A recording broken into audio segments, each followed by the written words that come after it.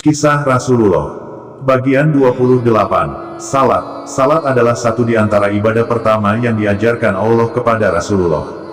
Suatu saat, ketika Rasulullah dan Khadijah sedang melaksanakan salat, datanglah Ali bin Abu Thalib. Ali yang saat itu masih anak-anak, tertegun melihat Rasulullah dan Khadijah rukuk, sujud, serta membaca ayat-ayat Al-Quran.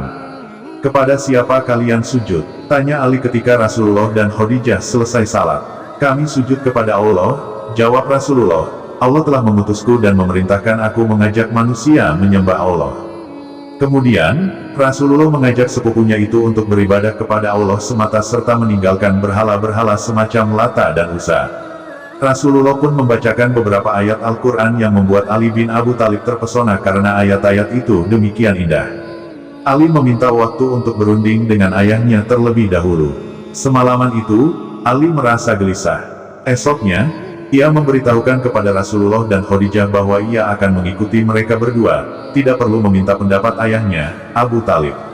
"Allah menjadikan saya tanpa saya perlu berunding dulu dengan Abu Thalib," demikian kata Ali, "apa gunanya saya harus berunding dengan dia untuk menyembah Allah?" Jadi, Ali adalah anak pertama yang memeluk Islam.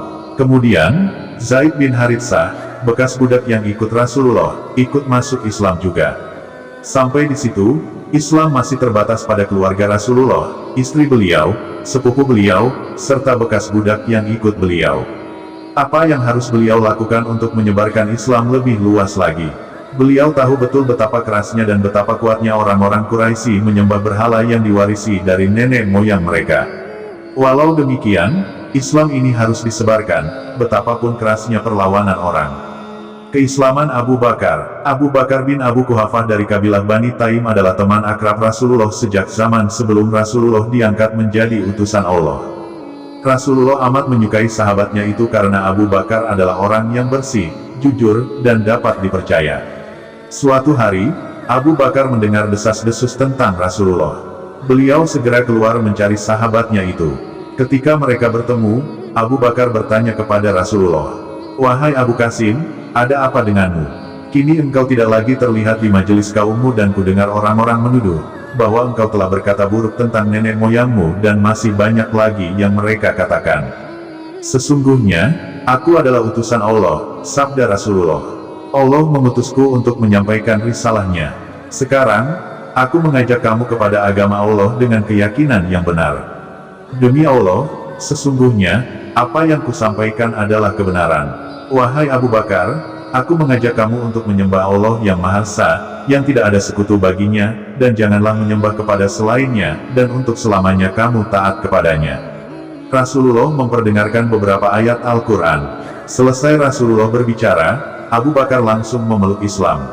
Melihat keislaman sahabatnya itu, Rasulullah amat gembira. Tidak seorang pun yang ada di antara dua gunung di Mekah yang kegembiraannya melebihi kegembiraan Rasulullah saat itu. Abu Bakar segera mengumumkan keislamannya itu kepada teman-temannya. Beliau juga mengajak mereka mengikuti Rasulullah.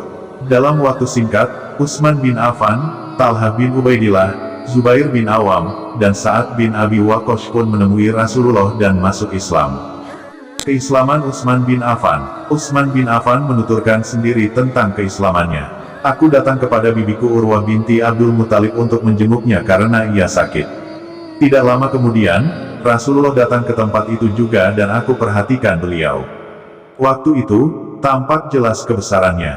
Beliau pun menghampiri aku dan berkata, 'Wahai Utsman, mengapa kau memerhatikan aku begitu rupa?'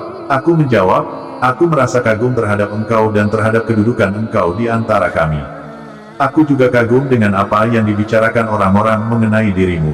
Utsman melanjutkan, "Kemudian, Rasulullah mengucapkan kalimat, 'La ilaha illallah.' Demi Allah, mendengar kalimat itu, aku langsung bergetar. Kemudian, Rasulullah membacakan ayat, وَفِي السَّمَاءِ رِزْقُكُمْ وَمَا تُوعَدُونَ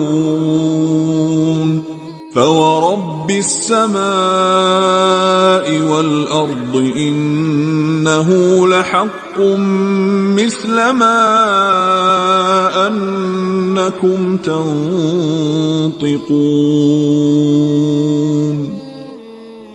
Dan di langit terdapat sebab-sebab rezekimu dan apa yang dijanjikan kepadamu. Maka, demi Tuhan langit dan bumi, sungguh, apa yang dijanjikan itu pasti terjadi seperti apa yang kamu ucapkan.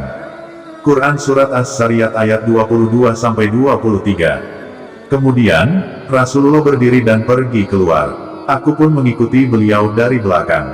Kemudian, aku menghadap beliau dan aku masuk Islam. Pengorbanan seorang istri. Khadijah yang berasal dari kalangan bangsawan Mekah, sadar betul bahwa suaminya kelak akan dibenci oleh orang-orang kafir. Beliau berjuang di sisi suaminya, memilih Islam, dan menjadi pengikut pertama.